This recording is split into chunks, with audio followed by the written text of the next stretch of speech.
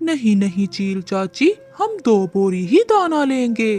कालू, चाची भी कहते हो और अपनी चाची का इतना ख्याल भी नहीं करते हो। मैं तुम्हें 1 बोरी दाना दूंगी। चील चाची, वो तो ठीक है, मगर चिड़िया और उसका पति बहुत मोटे ताजे हैं। अगर एक पूरा महीना भी तुम उनका मांस खाओगी तो फिर भी खत्म नहीं होगा। ठीक है, मुझे मंजूर है, मगर तुम दोनों उसे मेरे दरवाजे तक ही लेकर आओगे। दरवाजा क्या, हम तो उन्हें तुम्हारी गुफा के अंदर ही ले आएंगे। आगे का काम तुम्हारा, बाकी मैं संभाल लूंगी।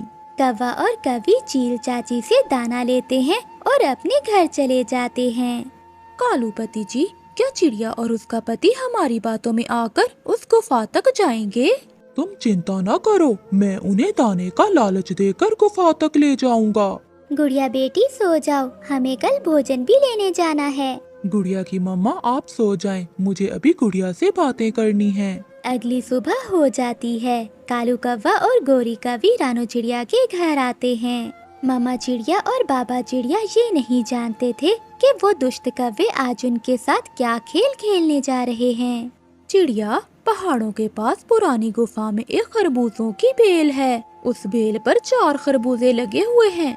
2 तुम दोनों ले लेना और 2 हम दोनों ले लेंगे। टोकरी टोकरी भी उठा लो चिड़िया और हमारे साथ चलो। गुड़िया के बाबा, हमारी बेटी कितने दिनों से सूखा दाना खा खा कर तंग आ गई है, क्या ख्याल है आपका? मगर वहाँ कोई खतरा तो नहीं है? ना ना, वहाँ कोई खतरा नहीं है। हम यूं गए और यूं आए। खरबूजे तो वहाँ कल 6 थे, 2 हमने खा लिए। मामा चिड़िया और बाबा चिड़िया गोरी कवि कालू कौवे की बातों को सच मान लेते हैं और वो सब गुफा के पास पहुँच जाते हैं। चिड़िया, तुम जाओ, तुम दोनों जाकर अंदर से खरबूजे तोड़ो। मैं और कालू जब तक पानी पी आते हैं। गोरी बहन, आप जल्दी आ जाना। फिर चिड़िया और उसका पति गुफा के अंदर जाते हैं। गुड़िया के बाबा, यहाँ तो कोई खरबूजे की बेल नहीं है। ये कौवे हमेशा झूठ बोलते हैं, इन्होंने हमारे साथ मजाक किया है। ऊपर से एक जाल गिरता है। मामा चिड़िया और बाबा चिड़िया दोनों उस जाल में फंस जाते हैं।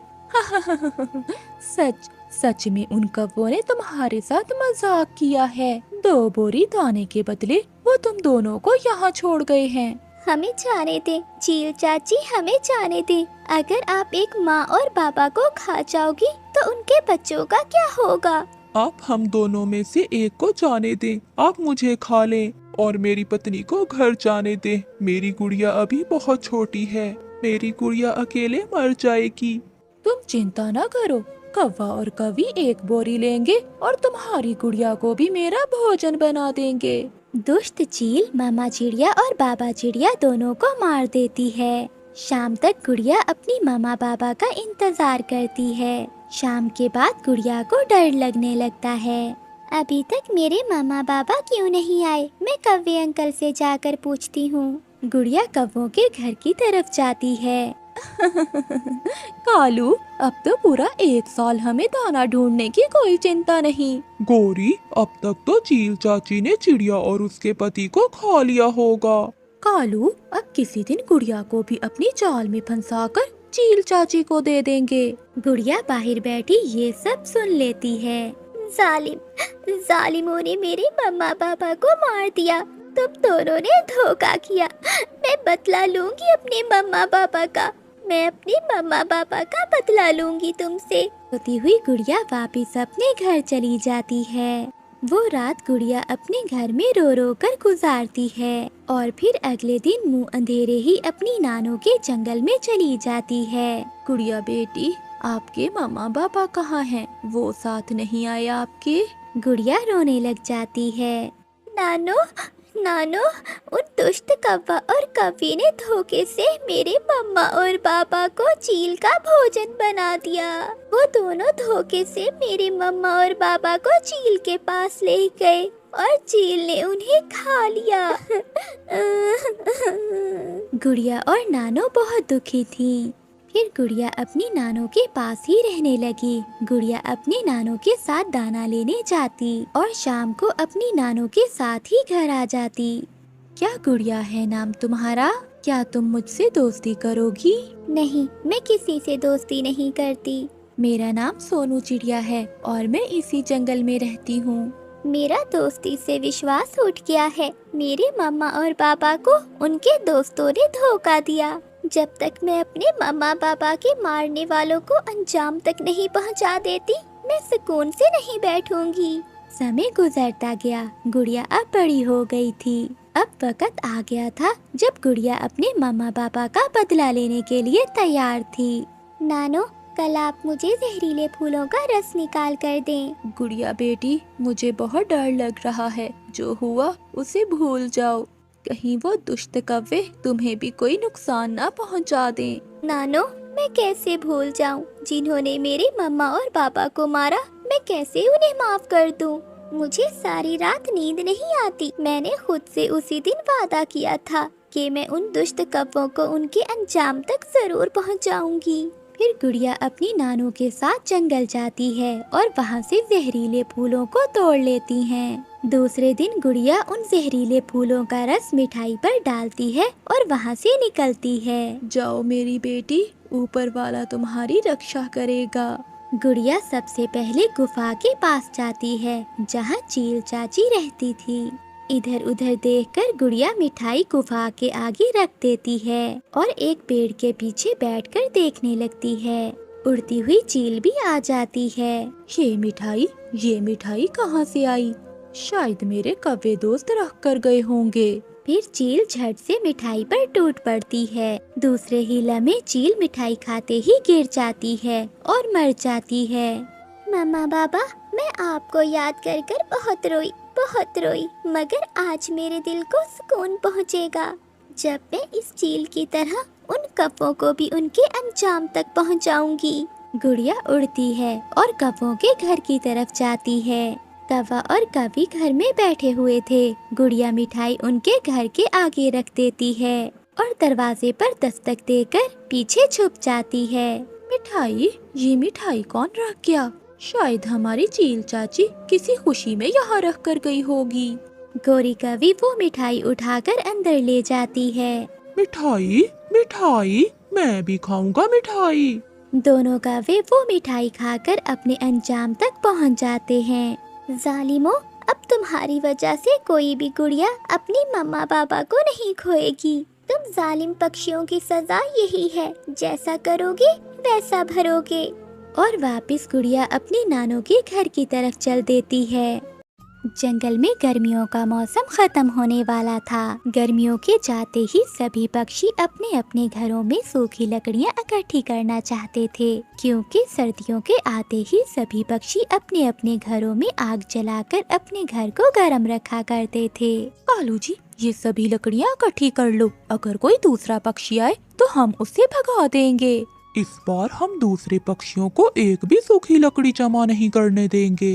कव्वा और कवि, जो हमेशा दूसरों का बुरा सोचते थे, वो सारी लकड़ियाँ इकट्ठी कर लेते हैं। तोते और कबूतर भैया, चलो, कव्वा और कवि कई दिनों से सूखी लकड़ियाँ इकट्ठी कर रहे हैं। हम भी जंगल जाते हैं और सूखी लकड़ियाँ इकट्ठी कर लेते हैं। चिड़िया, मैं कल गया था जंगल सूखी लकड़ियाँ लेने, मगर उन कव्वों ने मुझे डराकर वहाँ से भगा दिया। ये जंगल उनके बाप का नहीं है। चलो हम भी देखते हैं कि वो कैसे हमें रोकते हैं। रानो चिड़िया अपने दोस्तों के साथ घने जंगल में चली जाती है। रुको चिड़िया, ये लकड़ियाँ हमने इकट्ठी की हैं। गोरी बहन, आप इतनी लकड़ियों का क्या करेंगी? हमें भी थोड़ी सी लकड़ियाँ इकट्ठी करने दें। अगर अपनी जान की खैरियत चाहते हो तो निकल जाओ यहाँ से, वरना एक लकड़ी उठाकर सर में मारूंगा। आओ मारो, मैं भी देखता हूँ। नहीं कबूतर भैया, हम इनसे लड़ाई नहीं करेंगे। हम दूसरे जंगल चले जाते हैं। रानो चिड़िया अपने दोस्तों को साथ लेकर दूसरे जंगल चली जाती है। वो सारा जंगल घूमते हैं, मगर वहाँ तो कोई भी सूखी लकड़ियाँ नहीं थी।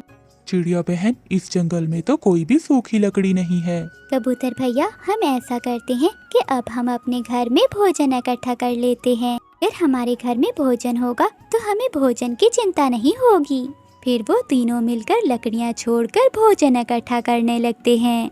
वो मैदान में जाते हैं, वहाँ चावल के पौधे थे। वो तीनों मिलकर सारे चावल तोड़कर अपने अपने घरों को ले जाते हैं।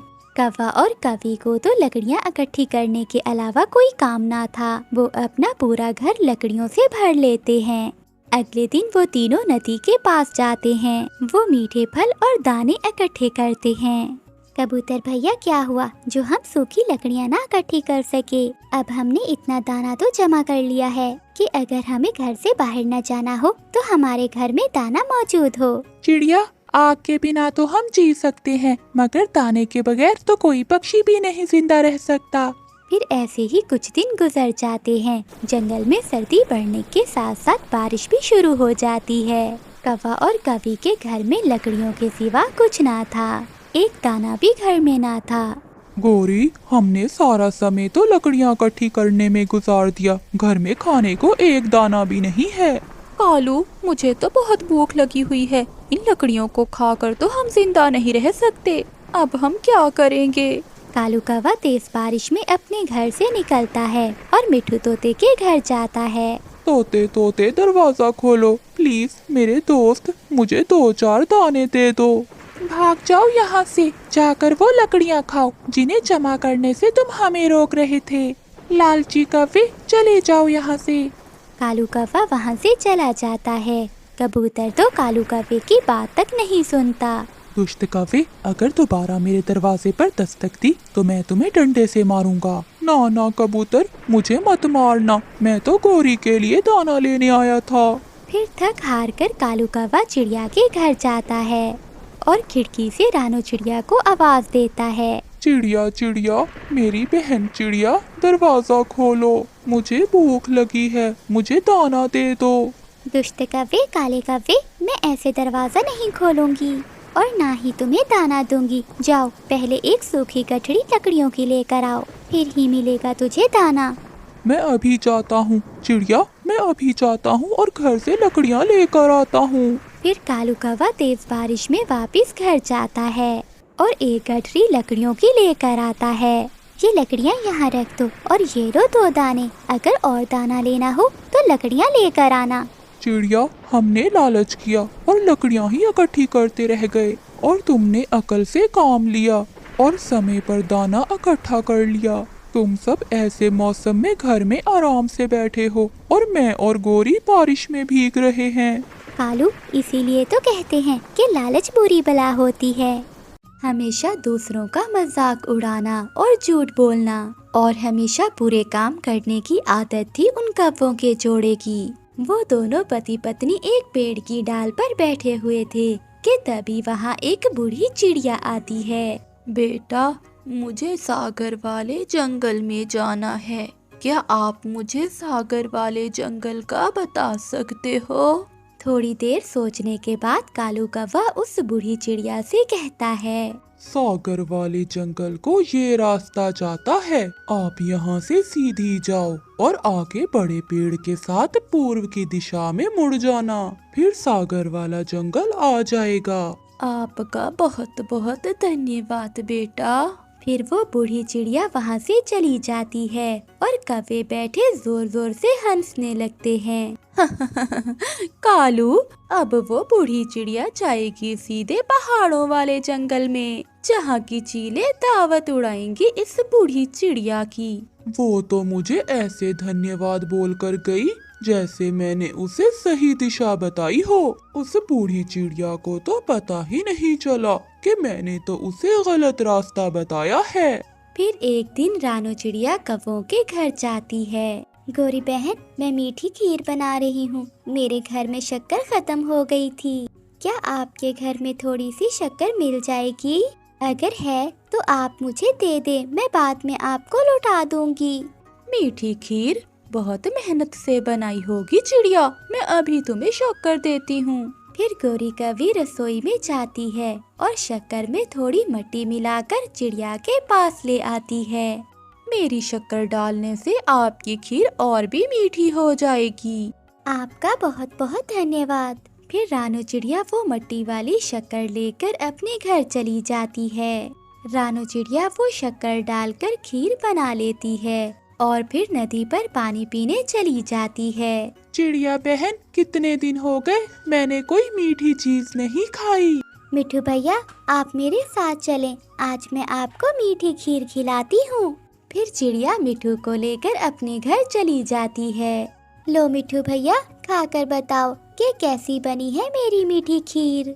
जैसे ही मिट्ठू खीर खाता है तो वो रुक जाता है। क्या हुआ मिट्ठू भैया, क्या अच्छी नहीं बनी खीर? खाओ खाओ, आप रुक क्यों गए हो? चिड़िया बहन, खीर में मिट्टी मिली हुई है, ये तो खाने के लायक नहीं है। फिर रानू चिड़िया थोड़ी सी खीर खाकर देखती है। मेरी खीर में ये मिट्टी कहाँ से आ गई? मैं तो खीर में शक्कर डालने के लिए गौरी कवि से लेकर आई थी। क्या, गौरी कवि से?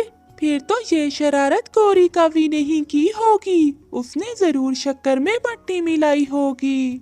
फिर चिड़िया और तोता कौवों के घर जाते हैं। गौरी बहन, मैं आपको बताने आई हूँ कि आपकी शक्कर ठीक नहीं है, किसी ने आपको मिट्टी वाली शक्कर दी है। क्या तुम्हारी खीर में मिट्टी का स्वाद आ रहा है? ऐसा कहते हुए वो दोनों पति पत्नी जोर जोर से हंसने लगते हैं और उनका बेटा जग्गू चिड़िया से कहता है, मेरी मम्मा ने जो शक्कर आपको दी थी उसमें मिट्टी मिलाई थी। आंटी चिड़िया की खीर खराब हो गई। अब चिड़िया बाहर फेंकेगी अपनी खीर। शर्म करो गौरी, क्या मिला तुम्हें चिड़िया के साथ ऐसा मजाक करने से? हमें तुम जैसे छोटे पक्षियों को तंग करने में बहुत मजा आता है। चलो चिड़िया बहन, हम फिर कभी इस गौरी की बच्ची से कुछ नहीं लेंगे। हाँ हाँ, हम कौन सा शक्कर बांट रहे हैं जो तुम नहीं लोगे, भागो यहाँ से। अगर ज्यादा बातें की तो एक लगाऊंगा। फिर चिड़िया और तोता वहाँ से चले जाते हैं। कुछ दिन गुजर जाते हैं। एक दिन कालू और गौरी का बेटा जग्गू खेल रहा था कि उसके चोट लग जाती है। ये कौवा तो बहुत घायल हो गया है, मैं अभी जाकर बुलबुल को बुलाकर लाता हूँ और इसकी पट्टी करवाता हूँ। फिर कबूतर जल्दी से वहाँ से उड़ता है। सामने कौवा और कवि बैठे हुए थे। कबूतर उन दोनों के पास जाता है। कव्वे कव्वे, मुझे जल्दी बताओ कि बुलबुल डॉक्टर का घर कहाँ है? एक पक्षी घायल हो गया है, मैंने उसके पट्टी करवानी है। यहाँ से सीधा जाओ और जब पहाड़ आ जाए तो वहाँ से बाएं मुड़ जाना, सामने बुलबुल का घर होगा। फिर कबूतर उनके बताए हुए रास्ते पर चला जाता है। कालू कालू, अब जब कबूतर सामने मिठाई की दुकान देखेगा तो समझ जाएगा कि हमने उसे उल्लू बनाया है। मेरे साथ रह रह कर तुम भी मेरे जैसी ही हो गई हो। यहाँ तो मिठाई की दुकान है, बुलबुल का तो घर नहीं है। फिर कबूतर वहाँ से वापस जाता है और पूछते पूछते वो बुलबुल के पास पहुँच जाता है। जब वो बुलबुल को साथ लेकर पहुँचता है तो वो छोटा कौवा मर चुका था। बहुत देर कर दी कबूतर आपने, खून बह जाने से ये पक्षी मर चुका है। जब कौवों को अपने बेटे के चोट लगने का पता चलता है तो वो वहाँ आते हैं। मेरा जग्गू, क्या हुआ मेरे जग्गू को? बुलबुल बचा लो मेरे जग्गू को। तुम ही थे ना वो जिन्होंने मुझे बुलबुल के घर का पता बताने की बजाय मिठाई की दुकान पर भेजा था। अब कौवे अपने किए पर पछता रहे थे क्योंकि उनका बेटा उनकी वजह से मर चुका था। फिर उन्हें पता चल जाता है कि ऐसा मजाक अच्छा नहीं होता, मगर उन कौवों को इसकी कीमत भारी चुकाना पड़ती है। चिड़िया चिड़िया, मैं दूध की मलाई खाने जा रही हूँ, क्या तुम भी चलोगी मेरे साथ? मगर कहाँ कहाँ जाना होगा हमें? किसान की रसोई में। ना बाबा ना, मैं तो कभी इंसानों की चोरी करने नहीं जाऊंगी। पता था, मुझे सब पता था। कमजोर चिड़िया, तुम ये सब नहीं कर सकती। गौरी कवि वहाँ से चली जाती है। वो सीधा मिठू तोते के पास जाती है। तोते तोते, कब तक ये सूखा दाना खाओगे? अगर मजे करने हैं तो मेरे साथ आओ, मैं तुम्हें इंसानों की बस्ती में लेकर जाऊंगी। मिठाइयाँ, समोसे, पकोड़े और दूध की जलेबी सब मिलता है इंसानों की बस्ती में। गौरी, मैंने कभी इंसानों की चोरी नहीं की, इसलिए मुझे बहुत डर लग रहा है। तुमने नहीं की, मैं तो करती रहती हूँ, मेरा विश्वास करो और मेरे साथ आ जाओ। तुम बाहर बैठकर रखवाली करना और मैं करूँगी किसान की रसोई से चोरी। मिठू तोता गौरी कवि की बात मान लेता है और वो गौरी कवि के साथ चला जाता है। किसान और उसकी पत्नी खेतों में काम कर रहे थे। देखो, किसान और उसकी पत्नी यहाँ हैं, हम आसानी से चोरी कर सकते हैं और हमें कोई डर नहीं होगा। क्या तुम्हें किसान के घर का पता है? ये भी कोई बात है, मेरा तो रोज का काम है किसान के घर से चोरी करना। गोरी कभी मिठू को लेकर वहाँ से उड़ती है और किसान के घर पहुँच जाती है। मिठू, रसोई का दरवाजा खुला है, तुम यहाँ बैठकर रखवाली करो और मैं चोरी कर कर आती हूँ। जल्दी आना, मुझे बहुत डर लग रहा है। गोरी कभी वहाँ जाती है और किसान की पत्नी के बनाए हुए गुलाब जामुन खाने लगती है। पति जी, बहुत बुरा हुआ, बहुत बुरा हुआ, मैं तो रसोई का दरवाजा ही बंद करना भूल गई। पत्नी जी जल्दी जाओ, ऐसा ना हो कि दरवाजा खुला देखकर कोई बिल्ली या कौवा घुस जाए। किसान की पत्नी तेजी तेजी से जाती है। मिठू तोता दूसरी तरफ देख रहा था। जब किसान की पत्नी तेजी से जाकर रसोई के दरवाजा बंद कर देती है। हो गया, अब मैं वापस जाकर अपने पति के साथ काम करवाती हूँ। किसान की पत्नी वहाँ से चली जाती है। खिड़की से जाकर मिठू तोता गोरी कवि से कहता है, गोरी गोरी, बहुत बुरा हुआ, किसान की पत्नी बाहर से दरवाजा बंद कर गई है। गोरी कवि डर जाती है और ये सुनते ही वो उड़ने की कोशिश करती है, मगर दरवाजा बंद होने के कारण वो रसोई में ही फंस जाती है। गोरी कवि मिठू से कहती है, मोटी चोंच वाले, ये सब तुम्हारी वजह से हुआ है। अगर तुम मुझे पहले बताते तो मैं भागकर निकल जाती। मैं जा रहा हूँ, मैं तुम्हारे साथ मरना नहीं चाहता। मेरे प्यारे तोते भाई, प्लीज मुझे यहाँ से बाहर निकालो, नहीं तो मैं मर जाऊंगी। दरवाजा खोलने की कोशिश करो प्लीज। मिठू तोता दरवाजा खोलने की कोशिश करता है, मगर नाकाम रहता है। मिठू मेरे भाई, जल्दी से जाओ और दूसरे पक्षियों को बुला कर लाओ, वरना किसान की पत्नी मुझे मार मार कर मेरे पंख तोड़ देगी। मैं अभी जाता हूँ। फिर मिठू तोता जंगल वापस जाता है। चिड़िया चिड़िया, बहुत बुरा हुआ, गोरी कवि किसान की रसोई में फंस गई है। किसान की पत्नी ने बाहर से दरवाजा बंद कर दिया है। मैंने उसे मना किया था, अब तो वो मरेगी, जरूर मरेगी। मैंने दरवाजा खोलने की बहुत कोशिश की, मगर मैं ना खोल सका। अब तो बड़ी चोंच वाला कौवा ही गोरी कवि को बचा सकता है। फिर रानू चिड़िया मिठू को साथ लेकर बड़ी चोंच वाले कौवे के पास जाती हैं। कौवे भैया, बचा लें, गोरी को बचा लें। अगर दरवाजा ना खुला तो किसान गोरी को मार देगा। वो कवि बहुत बुरी है, वो सबको तंग करती है। उसने हमारी जाति की नाक कटवा दी है। मैं नहीं करूँगा उसकी मदद। प्लीज कौवे भैया, वो रो रही है, आप एक बार उसे माफ कर दें। फिर मिठू तोता और रानू चिड़िया के कहने पर कौवा मान जाता है और वो वहाँ जाता है। फिर कौवा अपनी बड़ी चोंच से दरवाजा खोल देता है और वो सब वापस अपने जंगल में आ जाते हैं। गोरी बताओ, क्या दोबारा जाओगी लड्डू और मिठाई खाने?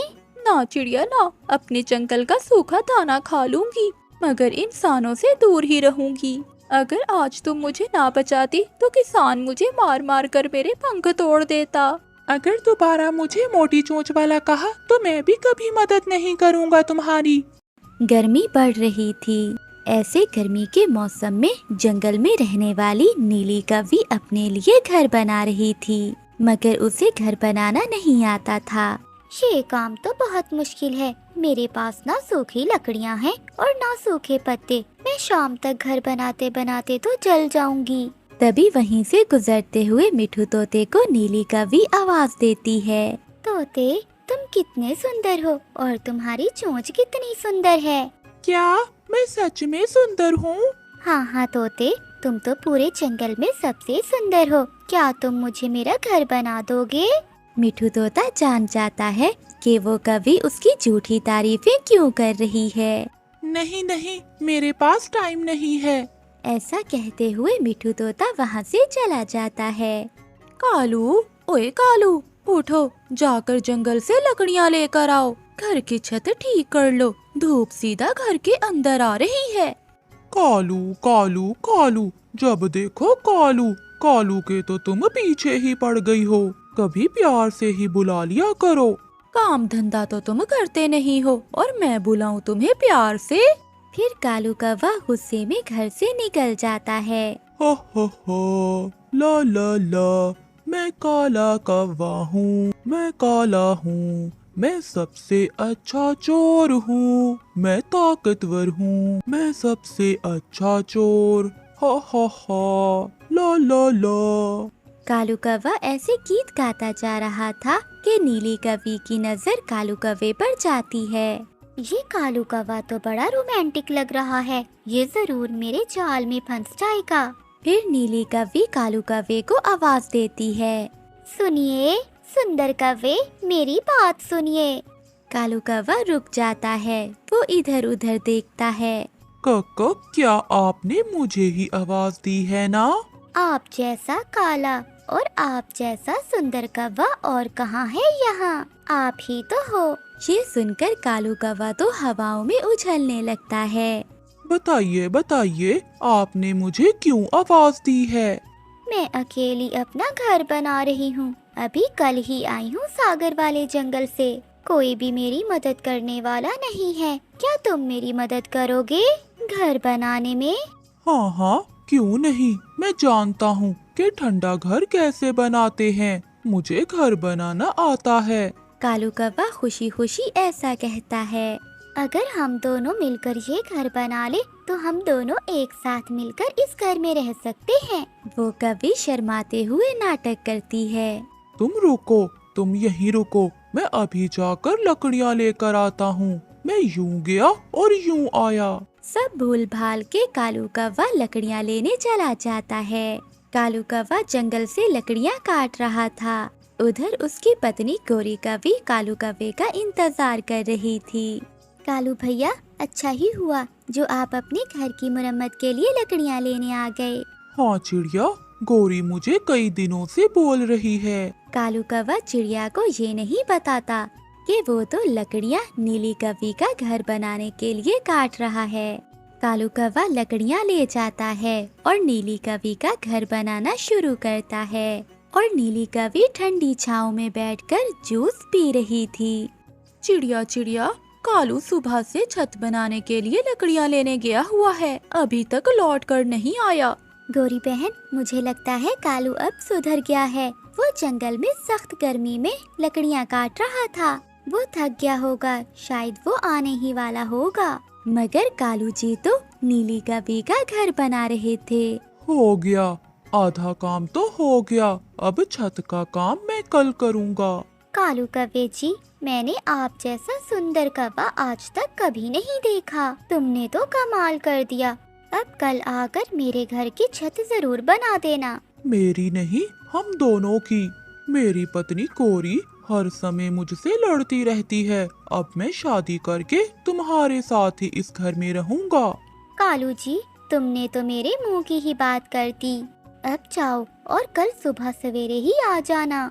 कालू कौवा घर चला जाता है। कालू, लकड़ियाँ कहाँ हैं? मुझे तो चिड़िया ने बताया था कि तुम जंगल में लकड़ियाँ काट रहे थे।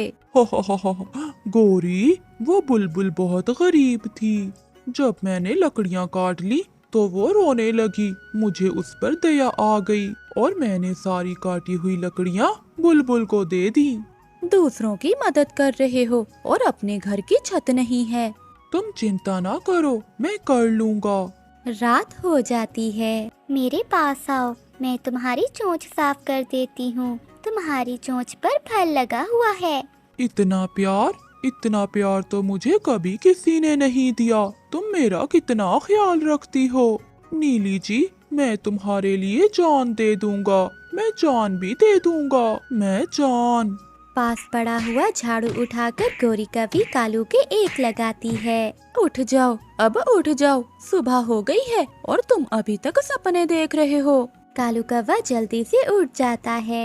मुझे जाना था, मुझे सुबह सवेरे एक काम पर जाना था। ऐसे कहते हुए कालू कौवा जल्दी से चला जाता है। आप आ गए, मैं कब से आपका इंतजार कर रही थी। सारी रात तुम मेरे सपनों में आकर मुझसे प्यार भरी बातें करती रही हो। मुझे सोने नहीं दिया तुमने। अब जल्दी से घर की छत मुकम्मल कर लो, फिर सारी रात बैठकर बातें किया करेंगे। मैं करूँगा दूसरों के घर चोरियाँ और तुम्हें लाकर दूंगा अच्छे अच्छे फल। कालू कौवा फिर से काम पर लग जाता है। वो सूखा घास लाता है और वो छत मुकम्मल कर लेता है। सारा दिन धूप में कालू कौवा नीली कौवी का घर बनाता है और शाम तक कालू कौवा नीली कौवी का घर बना लेता है। अब मैं अपना सामान उठा लाता हूँ। मुझे नहीं रहना उस गंदी शक्ल वाली गोरी के साथ। ऐसा कहते हुए कालू कौवा जल्दी से अपने घर जाता है। कालू, तुम कहाँ थे? मैं तो हवाओं में हूँ। अब मैं अपनी नीली जी के साथ उसके घर में रहूंगा। मैं जा रहा हूँ, बाय। कालू, कालू रुको, मेरी बात सुनो। मगर कालू कौवा अपना सामान लेकर चला जाता है। देखो नीली जी, तुम्हारा कालू आ गया। चल बुड्ढे, भाग यहाँ से, मेरा घर बन गया। तेरा मेरा साथ यहीं तक था। अगर दोबारा मुझे आवाज दी तो मैं शोर मचाऊंगी, मैं सबको बुलाऊंगी। नीली कौवे का ये रवैया देखकर कालू कौवे की तो अकल ही मर जाती है। कक्का, क्या ये तुम क्या कह रही हो? नन्ना नीली जी। भाग जाओ, दफा हो जाओ यहाँ से, बुढ़े कहीं के। फिर कालू कौवा अपना सामान लेकर नदी पर जाकर बैठ जाता है, क्योंकि उसे मालूम था कि वो अब अपनी पत्नी गोरी कौवे से बहुत पिटने वाला है।